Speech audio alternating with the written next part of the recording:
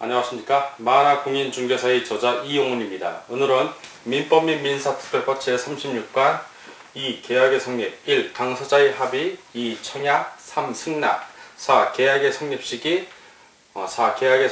5. 계약 체결상의 과실 책임에 대해서 같이 공부하도록 하겠습니다. 계약은 계약이 성립하려면 그 성립 요건이 바로 당사자의 합의입니다. 서로가 합의를, 계약 내용에 대해서 합의를 해야 되는데, 자, 이 계약의 합의라는 것은 두 가지 의미가 있습니다. 하나는 객관적인 합치입니다. 자, 계약 내용에 대해서 객관적 합치가 있어야 되고, 다른 하나는 주관적 합치가 필요합니다. 주관적 합치.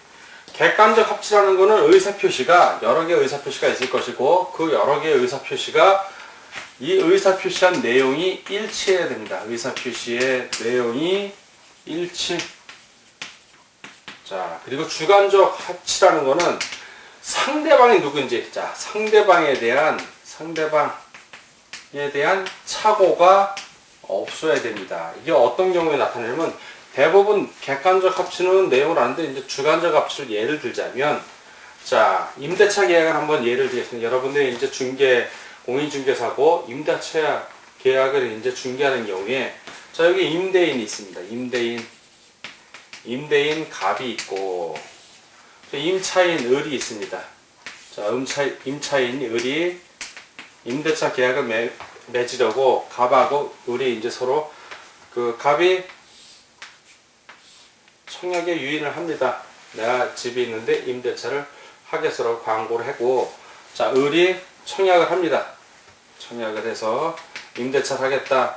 그리고 갑이 승낙을 합니다. 그래, 그러면 가격은 얼마고, 즉 의사표시의 내용을 일치시키는 겁니다. 임대인이 주려는 집이 이렇게 있으면 3층에 첫 번째 칸을 너에게 임대를 해주마. 그리고 임차인이 목적물을 확인합니다. 알겠다고 의사가 하나 합치했고, 임대료는 얼마로 하겠다. 차임은 그러니까 월세 보증금 100만원에 월세 20만원 내라. 임차인이 20만원 비싸니까 2만원 깎아주십시오. 18만원 합시다. 이런 식으로 얘기가 오고 가서 의사의 내용이 일치를 했는데, 정작 이사 오기로 한 날, 임차하기로 한 날 오기는 병이 온 겁니다. 그래 놓고는 자기가 하기로 했다고. 근데 이 사람이 신뢰가 안 가는 거예요. 자기는 분명히 임대인은 을하고 맺었는데, 병이 와서 이 사람은 나의 대리인이었다고. 대리인이란 얘기도 안 했고, 그리고 임대인은 을을 본인으로 알고 계약을 했기 때문에 이 병이 대리인이라고, 을이 대리인이라고 주장하는 것은 의미가 없고, 상대방에 대한 착오가 있기 때문에 주관적 합치가 안 돼서 계약이 성립을 안 하는 겁니다. 여러분 이해가 될 거예요. 이렇게 예를 들어 드리면 바로 이해합니다. 자, 그래서 당사자의 합치에서 주관적 합치가, 그렇죠, 상대방에 대한 착오가 없어야 되고, 자, 그리고 객관적 합치는 판례에서, 그럼 객관적 합치가 무언가? 객관적 합치는 이러이러한 경우가 바로 객관적 합치에서 최소한 요거는 되어야 된다 하고 판례를 내줬는데, 바로 본질적인 사항, 계약 내용의 본질적인 사항 또는 사항이나 중요사항. 자, 중요사항. 구체적으로 다 일치할 필요는 없습니다. 예를 들어서 임대차 계약에서 보증금 100만원에 월세 20만원을 하기로 했다. 그렇지만 100만원 맞아, 중요한 사항이니까 본질. 그리고 임대차 하겠다는 본질적 사항은 서로 갑과 을이 합의를 했는데, 가격을 좀 올리고 내리고 요 부분은 중요한 사항은 아닙니다. 그건 조정이 가능한 거니까. 다만 본질적인 사항, 임대차인지 매매인지, 자, 그리고 중요한 사항, 보증금 얼마로 할 건지, 그리고 월세를 받을 건지 안 받을 건지, 그러한 중요한 사항은 합치를 하고 나머지 미세한 부분을 조정 가능하다라는 뜻에서, 객관적 합치의 정도는 본질적 사항이나 중요 사항은 반드시 의사의 합치가 있어야 됩니다. 그것도 구체적으로, 자, 구체적으로 이건 합의를 해야만 객관적 합치가 된다고 인정을 합니다. 자, 이렇게 되는데, 방금 이게 착오에 대한 얘기를 했는데, 자, 착오, 객관적 내용의 합치도 착오가 있을 수 있어요. 자, 그럼 착오하고 관련돼서 한번 따져보면, 착오 같은 경우는 첫 번째, 무의식적 불합의가 있어요. 무의식적 불합의. 의식을 합의가 안 된 거예요. 이거는 완전히 본인들은 합의가 됐다고 착각을 하는데 무의식적으로 이미 불합의야. 새로 생각하는 게 다른 거예요. 자, 이런 경우에는 청약을 오해해갖고 상대방이 청약과 일치하지 않는 승낙을 하는 경우에, 예를 들어서 갑은 보증금 100만원에 자 월세 20만원이라고 그랬는데 을이 보증금 소리를 잘 못 듣고 그냥 월세 20만원만 들은 거예요. 아, 그리고 계약하자고. 그러면 이거는 서로 다른 생각을 하고 있는 거기 때문에 의사가 일치가 하지 않은 거예요. 그럼 계약이 성립을 안 합니다. 이런 경우는 차고하고 달리 무의식적 불합이기 때문에 이거는 의사표시가 일치하지 않기 때문에 아무리 격리해도 계약이 성립을 안 합니다. 이런 경우에는. 자, 두 번째. 아까 무의식적 불합의를 했고, 의식적 불합의. 불합의한다는 거를 알고 있는 거야. 합의가 안 됐다는 것을 아는 거예요. 자, 이건 어떤 경우냐면, 갑이 똑같습니다. 갑이, 자, 요 예를. 자, 보증금 100에 월세 20으로 했는데, 을이 보증금 100원 받아드리겠습니다만, 월세가 비쌉니다. 18만원에 합시다. 라고 하면, 자, 청약을 했는데, 을이 의식적으로 합의를 안 한 거예요. 안 하고, 새로 18만원이라고 청약을 새로 한 거야. 이런 경우. 이런 경우는 아직 합의는 아니는데 합의할 여지는 있지. 이제 서로가 조정을 하면 되니까. 이런 게 의식적 불합의입니다. 자, 이런 경우고. 세 번째는 차고. 자, 차고는 그 표의자가 자기의 의사를 잘못 표현한 거예요. 잘못 의사를 표시한 건데, 이거는 의사표시는 한 개예요. 한 개의 의사표시가 존재해. 다만 그 착오가 좀 있었는데, 자, 이런 경우에 계약은 일단 성립을 합니다. 다만 차교의 경우에는 중요 부분에 착오가 있을 때는 취소할 수 있다. 취소로 다뤄지는 거예요. 무효는 아니야. 이건 뭐 계약이 이미 성립을 했고 취소할 수 있는 부분으로 다뤄지는 겁니다. 다만 본인에게 어떤 중과실이 있을 때, 보통 사람의 주의를 기울였으면 피할 수 있는 과실이 있는데 그 보통 사람의 주의를 못 기울인 경우에 이렇게 중과실이 있을 때는 취소할 수 있다 없다. 취소 못한다. 요게 핵심이다. 즉 가벼운 부분은 착오로 취소할 수 없고 경과실은 취소할 수 있는 거예요. 이 얘기가 다른 겁니다. 이거는 착오에 대한 그 의사표시의 무효와 취소에서 달았기 때문에 그래서 간단하게 이렇게 설명을 하고 넘어갑니다.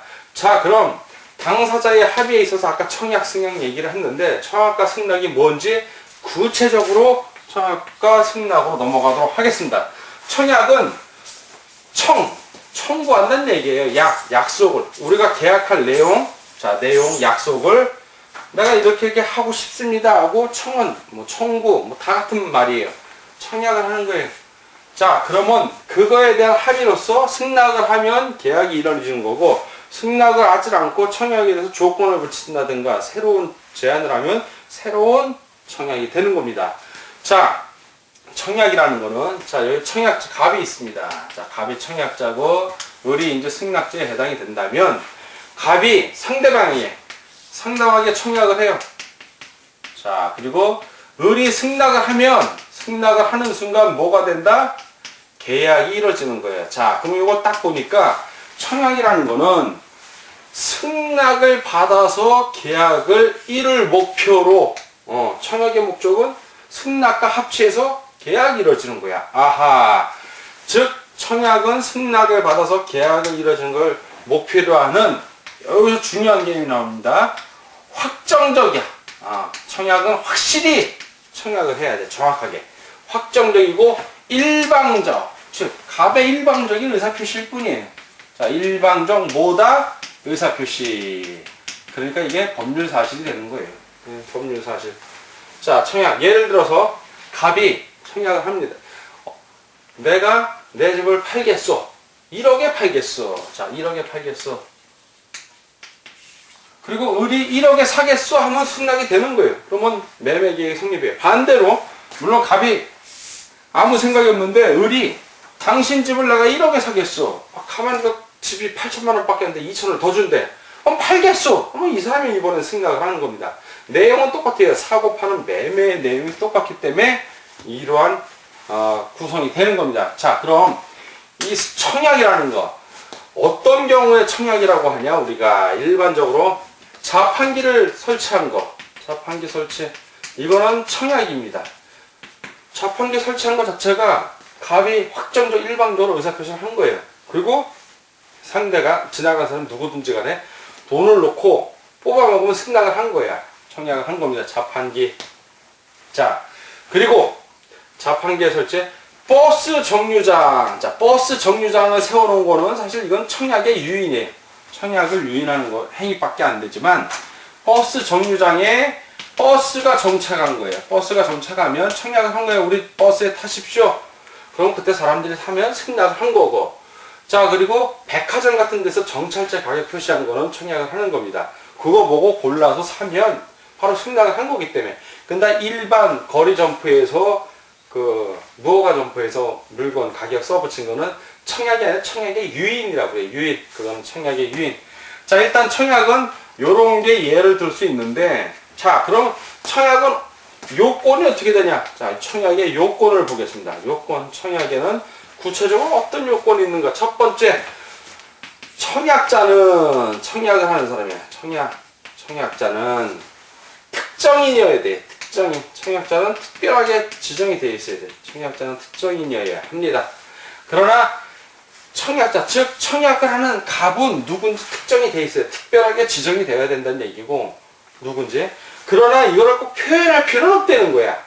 특정인이지만 여러분들 오해를 안 하시는데 청약자는 특정인은 맞는데 그걸 반드시 명시할 필요가 있다 없다. 명시는 안 해도 됩니다. 누군지 알면 되는 거야. 상대방이. 승낙한 상대방이.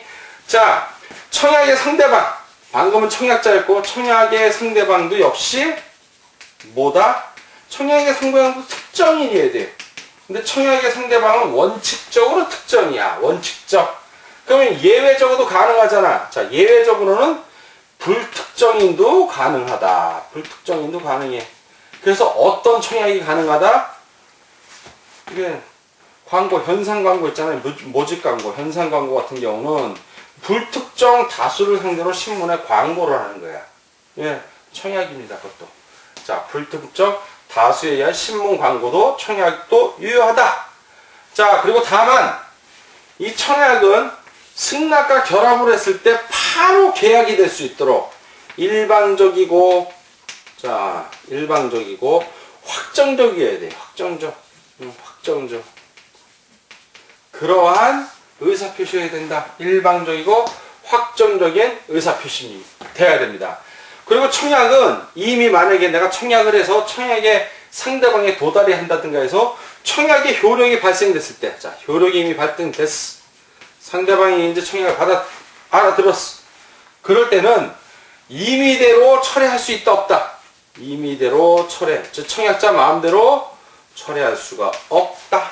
중요한 겁니다. 설사 갑이 청약을 하고 죽었어요. 죽어도 갑의 그 청약은 유효합니다. 그 상속인이 있을 거 아니에요. 그거 거라하면 되니까. 그리고 도달하기 전에, 청약이 도달하기 전에 철회하는 건 가능하다, 가능하지 않다. 가능하다. 도달하기 전에는 효력이 발휘 안 하잖아요, 아직.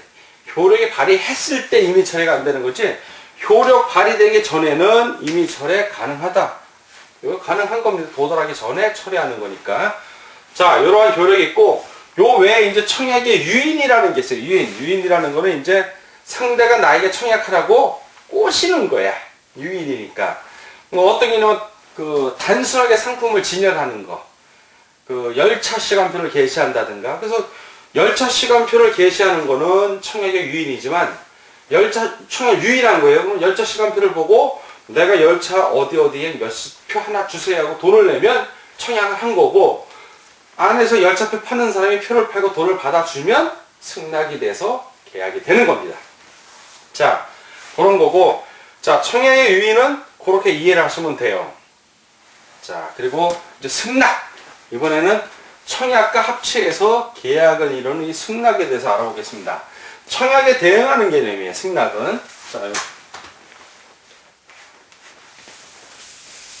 똑같습니다. 요건은 청약은 이제 확정된 일방적 의사표시고 그거에 대응해서 승낙을 해주면 계약이 이루어져요.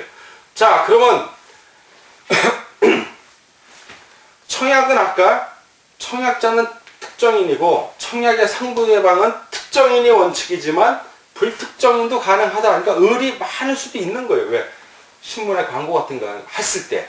자, 그러나 승낙은 청약자가 특정인이니까 승낙 역시 특정인에게 하는 거예요. 특정인에게, 청약한 사람에게. 즉 불특정 다수에 대한 승낙은 가능하다, 불가능하다? 불가능하다. 불특정 다수에 대해서는 승낙을 할 수가 없는 거예요. 계약이 안 되기 때문에.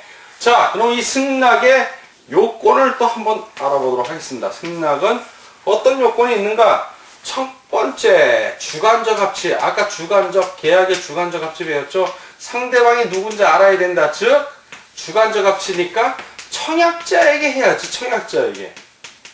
자, 갑이라는 사람이 자기의 주택을 팔기로 청약을 했고, 1억에 팔기로 했고, 을이라는 사람이 사기로 승낙을 했어요. 그러면 이제 계약이 된 건데, 매매 계약이 된 건데, 을이 갑에게 안 하고, 옆집에 사는 병에게 내가 이 집 사겠어 그러면, 이게 승낙이 되냐고요. 승낙이 안 되죠. 전혀 다른 사람에게 한 거니까. 청약자 갑에게 해야 된다는 얘기입니다. 자, 주관적 합치. 두 번째, 객관적 합치. 내용이 합치해야지 의사표시의 내용이 객관적으로 합치를 이뤄야 돼요. 객관적 합치. 자, 청약은 승낙한 거, 승낙의 내용과 청약의 내용이 일치를 해야 돼요. 자, 청약을 한 내용하고 이 승낙은 객관적으로 합치가 돼야 되니까 같이 일치를 해야 돼. 자, 근데 그 연착된 승낙, 요게 재밌는데, 연착된 승낙은 그 승낙 기간은 이따 이제 격지자 간에 얘기하겠지만, 자, 승낙자가, 자, 지우고 정리를 좀 해볼게요. 자, 청약자 갑이 을에게 청약을 합니다. 청약을 하는데, 편지에다 뭐라고 쓰냐면, 몇 월 며칠부터 며칠 사이에 해달라고 청약 기간을 집어넣은 거야. 청약 기간. 그걸 청약 기간이라고 그래요. 그러면 그 기간 안에 을이 승낙을 하면 계약이 되는 겁니다. 이러면 계약이 이루어지는 거예요. 그런데 요 청약 기간 내에 을이 분명히 발송을 했는데 배달원의 사정으로, 우편 배달원의 사정으로 연착이 된 거죠. 늦게 도착을 한 거예요. 승낙 기간을 넘어서 온 거야. 발송은 그 전에 청약 기간 내에 다 했는데, 자, 이런 경우에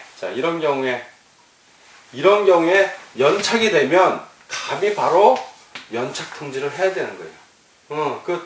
이게 승낙 기간입니다. 승낙할 수 있는 기간, 청약 기간이 아니라 요 기간 안에 승낙을 해주셔. 근데 그 기간 안에 안 한 거야. 그러면 연착이 된 건데, 갑이 연착됐다고 통보를 하면 이제 문제가 없죠. 그거는 연착된 승낙이 되니까 갑 입장에서는 이 승낙 기간이 지나갔기 때문에 당신의 승낙은 무효입니다. 계약이 성립이 안 됐습니다. 지나갔다고. 그러나 이 연착된 거를 갑이 통지를 안 하면 그러면 연착된 게 아닌 게 되는 거예요. 그러나 일반적으로 불특정 다수자에게 하는 경우가 있어요. 자, 불특정 다수자에게. 불특정 다수자야. 어떤 경우가 이러냐면 입사 원서를 받는다든가 아니면 대학에서 학생 신입생을 모집한다든가 그러면 광고를 하죠. 청약 불특정 다수에 광고를 해.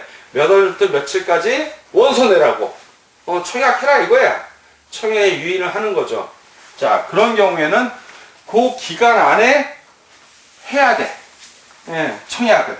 그때도 청약 기간이 돼요. 그 기간을 넘으면 청약을 못 하는 겁니다. 자, 거기 약간 다른 내용이었지만, 자, 요건, 주관적 합치, 승낙의 요건입니다. 지금 승낙의 요건. 첫째, 주관적 합치, 청약자에 된다. 객관적 합치, 승낙의 내용하고, 청약의 내용과 승낙의 내용이 일치해야 된다. 라는 겁니다. 자, 이번엔 계약의 성립 시기. 그럼 계약을 언제 성립되냐? 청약과 승낙이 의사가 합쳐져서 일치됐을 때 성립을 하는데, 자, 성립 시기가 4가지 정도로 나뉩니다. 계약의 성립 시기. 첫 번째, 대화할 수 있는 사람들입니다. 대화자가. 요즘은 다 대화자간이라고 보면 돼요. 핸드폰이 있기 때문에. 핸드폰으로 다 대화를 하기 때문에 그렇습니다. 대화자간. 대화할 수 있는 사람들 사이에서는 승낙이 도달을 해야 돼요. 자, 승낙의 통지가, 승낙 통지한 게 도달이 돼야만 계약이 성립한 겁니다. 승낙을 발송한 게 아니라 도달이 돼야 돼. 즉, 청약자에게 청약장을 받아봐야 돼. 승낙이 된 걸. 자, 대화자에 들어오니까 간단하게 말해서 전화로, 나 그렇게 승낙하마. 라고 통지하면 도달한 거잖아요. 그 순간. 대화자가 대화를 할 수 있는 사람들이야. 그 도달을 해야만. 즉, 통지를 해야 된다는 얘기입니다. 그래야 계약이 성립하고, 격지자는 이게 격리돼서 떨어져 있는 사람들을 얘기해. 좀 멀리 있는 사람, 좀 우편으로 왔다 갔다 하는 사람들을 얘기하는 겁니다. 자, 이런 격지자 간에는 승낙의 통지를 발송한 때, 이렇게 됩니다. 자, 발송할 때. 그러니까 뭔 얘기냐? 자, 청약자가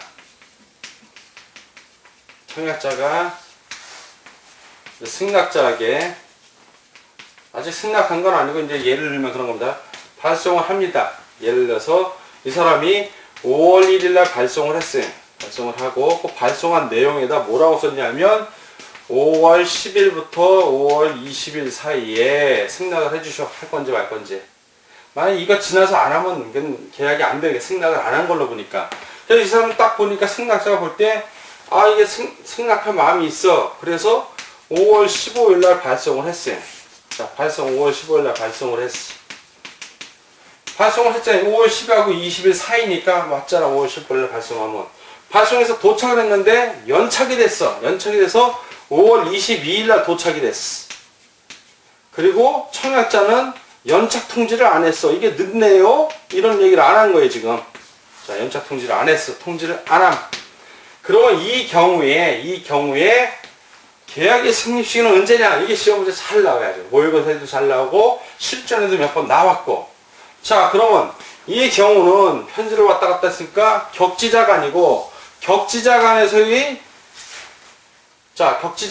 성립시기는 승낙을 발송한 때야. 그러니까 청약을 발송한 때가 아니고 승낙이 도달한 때도 아니고 승낙을 발송한 때야. 그리고 연착 통지를 안 했으니까 이거는 연착된 통지가 아닌 거예요. 바로 승낙 기간에 들어가게 된 거야. 그러면 5월 15일 날 발송했으니까 승낙을 발송할 때 계약이 성립됐으니까 5월 15일 날 계약이 성립된 겁니다. 그럼 이해만 하면 돼요. 하고 이건 이해만 하면 바로 알아. 근데 이런 류의 문제가 나오면 이해를 못하면 못 풀어. 뭘 물어보는지도 몰라, 지금. 계약이 언제 성립하냐? 계약의 성립 시기와 관련된 문제인데 개념 파악도 안 되는 거예요. 공인중개사 문제는 여러분들이 단어 뜻을 정확하게 알고 개념만 알면 이미 반은 먹은 거야. 반은 풀린 거야. 근데 개념조차 모르면 이해가 안 갑니다. 자, 격지자간 이렇게 정리를 하고 교차청약이라는 게 있어요. 교차청약. 서로 교차해서 청약하고 똑같은 내용을 똑같은 그 의사 표시의 내용이 똑같은 거예요. 그러니까 같은 내용을 서로 청약을 한 거야. 자, 교차 청약. 예를 들어서 갑과 을이 내 집을 1억에 사주세요. 청약을 했고, 그 집을 1억에 사겠소. 딱 교차한 게 서로 동시에 청약을 한 거예요. 같은 내용으로. 그러면 교차 청약은 계약이 되는 거예요. 이거는 계약이 된 거예요. 같은 내용이기 때문에 청약과 승낙이 동시에 이루어진 거라고요. 자, 근데 문제는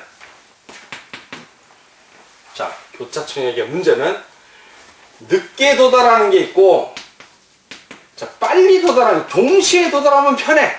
이게 동시에 도달하면 편한데 하나는 늦고 하나는 빨라. 분명히 이렇게 돼. 어느 게 기준일까? 빠른 거? 빠른 거만 갔어. 그러면 되나? 승낙을 해줘야 되는데? 그렇죠. 늦게 도착한 놈이 와야 보낸 사람은 알잖아. 자기가 해달라고 보냈는데 늦게 와서 보면 똑같은 내용이네. 늦게 도착한 게 기준인 게 그게 핵심이야. 교차청약에서는 그 늦게 도달한 것이 그 그 시점이 계약의 성립 시기예요. 시험 문제도 잘 나오는데 교차청약의 경우에는 서로 같은 내용을 가진 청약이 서로 엇갈려서 행해진 경우에는 빨리 도착한 게 계약의 성립 시기다. 그러면 그게 틀린 거야. 그게 틀린 거야. 늦게 도착한 것이 계약의 성립 시기다.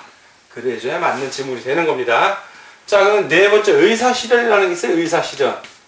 자, 의사를 실현시킨 거야. 자기가 뭘 하고자 하는 의사를 얘기하는 거야. 의사. 마음속의 의사를. 또 어떤 경우는 여러분들 마트 같은 데 가서 상품이 많잖아. 그 상품이 다 진열돼 있으면 그게 청약이야. 그냥 내가 하나를 집는 순간 나는 그걸 산 거야. 생각한 거예요. 그게 의사실현이야. 주차장이 있어. 거기서 내가 주차했어. 그러면 생각한 거야, 내가. 내 의사를 실현시킴으로써 되는 경우. 바로 계약이 이루어진다는 얘기죠. 그게 바로 그 유도주차장에 차를 세운다든가, 슈퍼마켓에서 물건을 넣는다든가, 그리고 청약과 동시에 물건을 소비한다든가, 이런 경우가 바로 의사실현에 의한 계약 성립입니다. 자, 그런 게 있고, 이번엔 계약 체결상의 과실책임. 여러분들 무효하고 취소 이거 배울 때 같이 한번 배웠던 겁니다. 자, 배웠던 건데, 복습하는 의미도 되고, 선생님, 전 기억이 도저히 안 나는데, 그러면 지금 배운다 생각하시면 돼요. 그래서 제발, 나는 왜 이렇게 머리가 나쁠까? 자꾸 자학을 하지 마시고, 그래, 이용원 선생님이 그러는데, 머리는 자꾸 잊어버리면 좋은 거래. 왜? 새로운 걸 넣을 수 있으니까. 이렇게 긍정적으로 생각을 하세요. 그러면 스트레스 안 받습니다. 자, 물론, 예전에 제가 얘기해드린 게 지금 기억나시는 분들은, 브라보! 훌륭하신 분들이야. 머리 좋으신 분들이야. 다 훌륭하신 거예요. 다 일장일단이 있으니까, 긍정적인 마음으로 공부를 하자고요. 즐겁게. 자, 계약 체결상. 계약을 체결하는데 뭔가 과실이 있다는 얘기야. 자, 이건 어떤 경우에 그러냐면, 자, 의 같은 경우는 계약의 성립 과정에서, 계약 체결상이니까 체결할 때니까 성립 과정이에요. 성립 과정에서 어떤 당사자 일방, 주로 채무자 쪽인데, 일방의 책임 있는 사유로 어느 한쪽이 잘못했다는 얘기야, 쉽게 해서. 그리고 상대방에게 손해를 줬을 때 부담해야 될 책임이다. 과실이 있었을 때 지는 책임이에요. 예를 들어서 어떻게 되냐면, 자, 갑이 있어요, 갑. 자, 을이 있어. 자, 계약을 체결하는 과정 중에 있는데, 갑이 주택이 있었어. 자, 주택이 있는데, 팔겠다고 청약을 했습니다. 자, 청약. 팔겠어. 1억에 팔겠어. 1억에 사겠어. 승낙을 했어요. 그러면 계약이 이루어진다고 그랬죠? 자, 계약이 이루어지는데, 이건 정상적이야. 지극히 정상적이야. 이 상황에서는. 자, 그런데, 애초에 없었어. 애초에 없는 거야.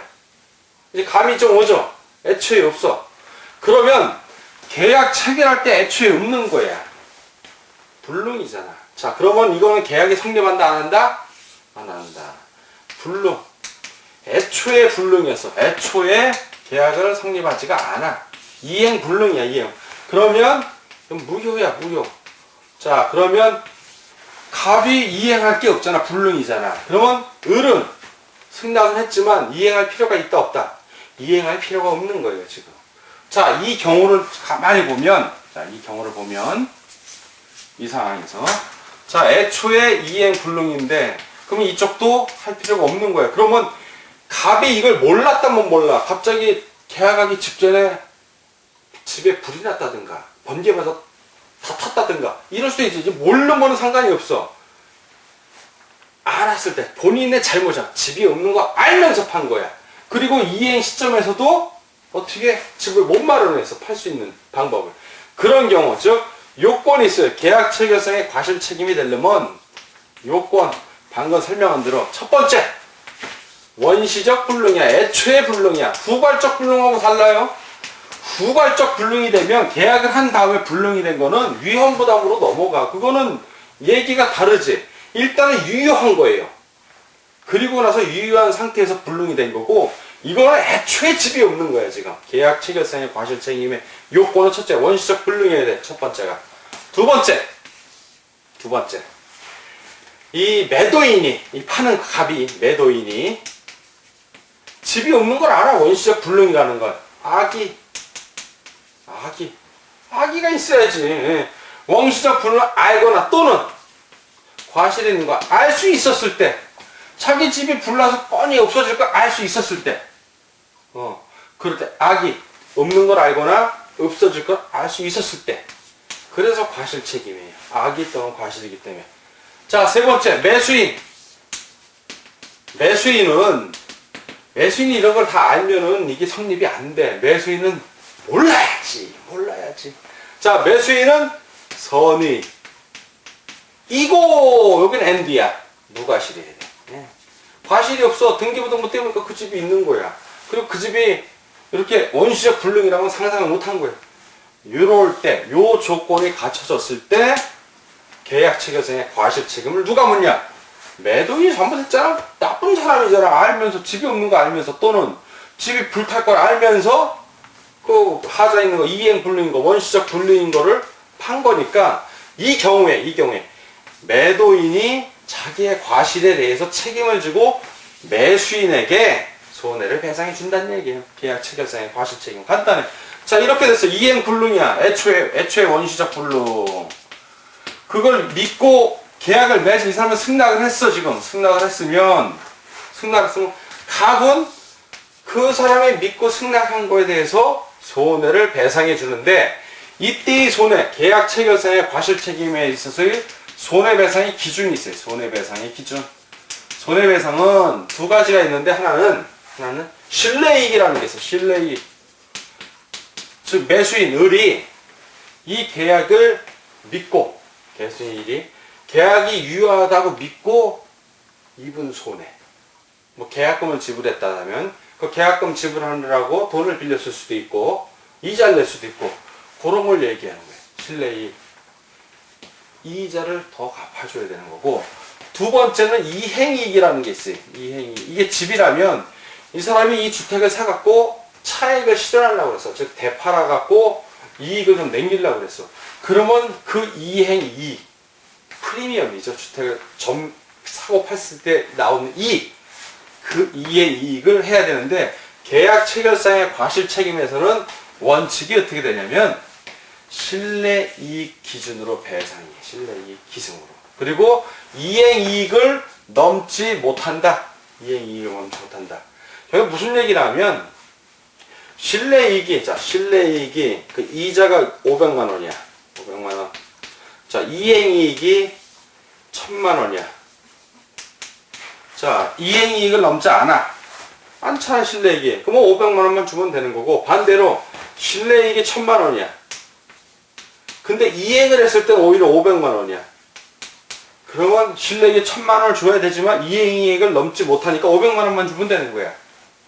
뒤집어서 얘기하면 신뢰이익과 이행이익 중에 싼 놈 주면 되는 거야. 싼 놈. 비싼 놈 아니라 싼 놈 준다는 얘기예요. 이행이익을 기준으로 한다는 거면 비싼 거 주라는 얘기고, 신뢰이익을 기준으로 한다면 싼 걸 주라는 얘기예요. 물론 이행이익을 기준으로 해도 쌀 수도 있지. 신뢰이익 이런 경우에 이행이익을 기준으로 하면. 그러나 신뢰이익을 기준으로 한다는 얘기는 이행이익을 넘지 못한다. 그 얘기는 둘 중에 싼 거. 그렇단 의미입니다.